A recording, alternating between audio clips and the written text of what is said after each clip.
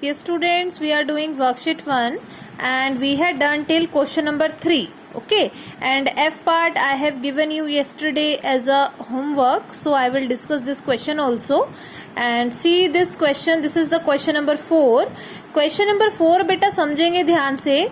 Using the digits 3, 1 and 5 only once. Once का मतलब होता है बेटा एक बार. Only means कि वन टाइम. ठीक है, वंस तो वंस पता ही चल रहा है कि एक बारी. ठीक है, using the digits 3, 1, 5 only once. आपने इन डिजिट्स को एक ही बारी यूज करना है. Right the smallest and the largest 3 digit number.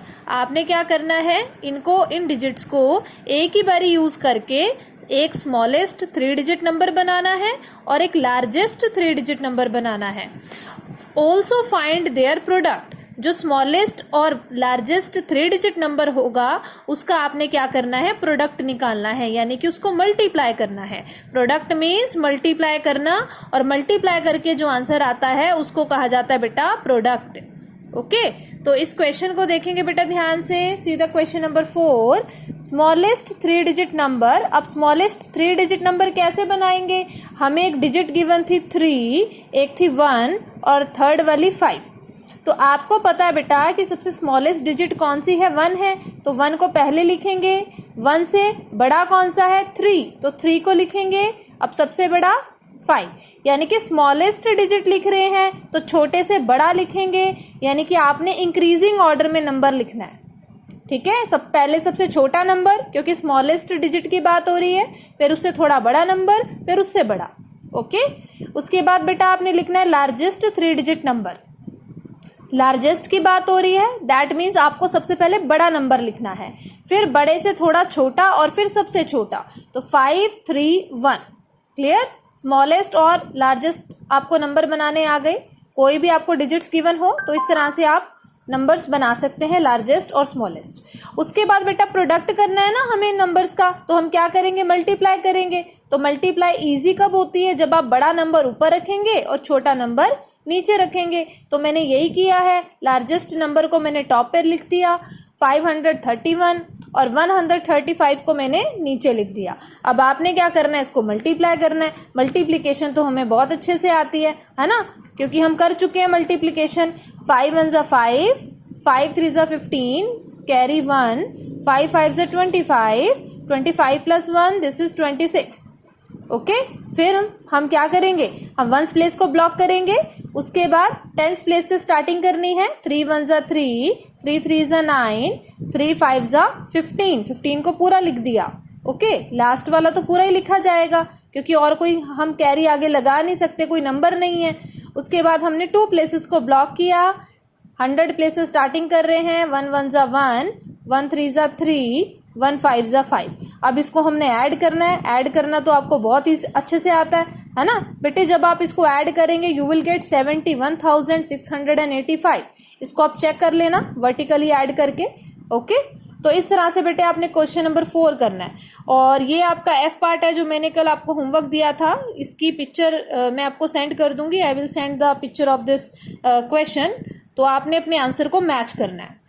Now students, we will start with the next worksheet. So this is the worksheet. This is the worksheet 2. In this worksheet, we will do the properties of multiplication. तो properties बेटे समझने के लिए ध्यान से देखिए notebook में. I will tell you the 3 properties of multiplication. ठीक है, 3 properties of multiplication. बेटा ये प्रॉपर्टीज आपने नोटबुक में लिखनी नहीं है. ठीक है, ये आपको समझाने के लिए बता रही हूँ. 3 प्रॉपर्टीज ऑफ मल्टीप्लिकेशन. अब यहाँ पे एक नंबर लिखा बेटा मैंने 2, दूसरा नंबर लिखा मैंने यहाँ पे 8. ठीक है, तो 2 इंटू 8 दिस इज 16. ठीक है, 16 हो जाएगा. अगर 2 इंटू 8 16 है तो फिर 8 इंटू 2 भी क्या होगा, वो भी 16 होगा. बात समझ में आई. अगर लेफ्ट में नंबर लिखा है 2, राइट में लिखा है 8, दोनों को मल्टीप्लाई करेंगे 16 आएगा. ठीक है, 16 आएगा.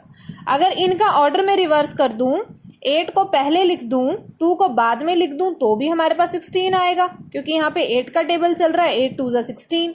तो इसको कहा जाता है बेटा कॉम्यूटेटिव प्रॉपर्टी, जो आपकी पहली प्रॉपर्टी है, आपने ऑर्डर चेंज कर दिया लेकिन आंसर सेम आएगा। नंबर तो सेम है ना, नंबर तो हमने चेंज नहीं किए, हमने तो सिर्फ उसका सिटिंग अरेंजमेंट चेंज किया है कि इसको उठा के हमने यहाँ पे बिठा दिया और 8 को उठा के हमने पहले बिठा दिया।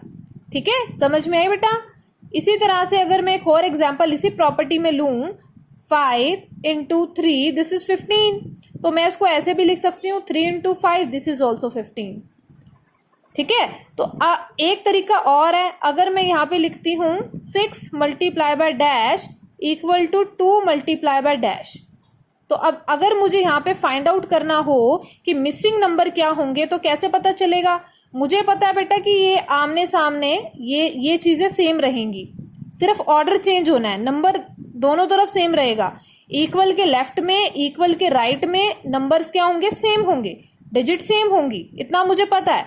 तो मैं ये यहाँ पे देख रही हूँ कि यहाँ पे 6 आ रहा है, इधर 2 आ रहा है, तो इसका मतलब जो खाली वाला है यहाँ पे 2 आ जाएगा और इधर 6 आ जाएगा। बात समझ में आई?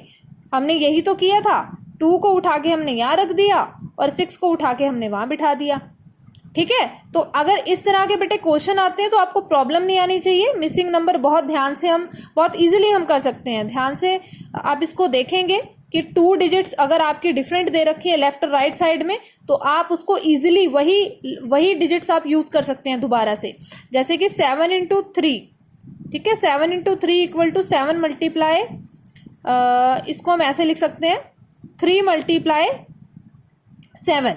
ठीक है, इस तरह से मैंने लिखा। अगर इसके साथ में एक यहां पर मल्टीप्लाई कर दूं और एक मल्टीप्लाई मैंने यहां भी लगा दिया, तो यहां पे क्या आएगा? 8 मल्टीप्लाई 7 मल्टीप्लाई 3, और यहां लिख रही हूं 3 मल्टीप्लाई 7 मल्टीप्लाई डैश। मुझे पता है बेटा यहाँ पे 8 नंबर्स हैं, मतलब कि 3 नंबर्स हैं, और थर्ड वाला कौन सा हो गया यहाँ पे? 8। तो यहाँ पर भी तो 8 आएगा ना। ठीक है, यहाँ पर भी 8 आना चाहिए, क्योंकि 3 और 7 तो ऑलरेडी है, लेकिन 8 यहाँ पे मिसिंग है, तो 8 आपको यहाँ पे लिखना है। इस टाइप से बेटे क्वेश्चन आएंगे आपकी वर्कशीट में। सेकंड प्रॉपर्टी देख लीजिए, किसी भी नंबर को अगर मैं 0 से मल्टीप्लाई करवाऊंगी तो मेरे पास प्रोडक्ट क्या आएगा? 0।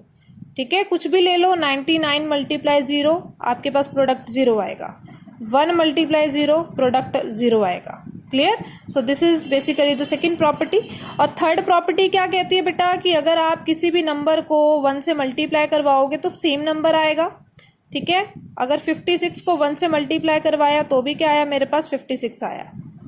इसी तरह से कुछ और भी ले सकते हो, 100 multiply 1 this become 100, like this. Okay, तो इसी तरह से आपने क्वेश्चंस को करना है। Now move to the worksheet, worksheet की तरफ मूव करते हैं। यहाँ पे आपको गिवन है बेटे वर्कशीट 2, ये आप बुक में ही करेंगे।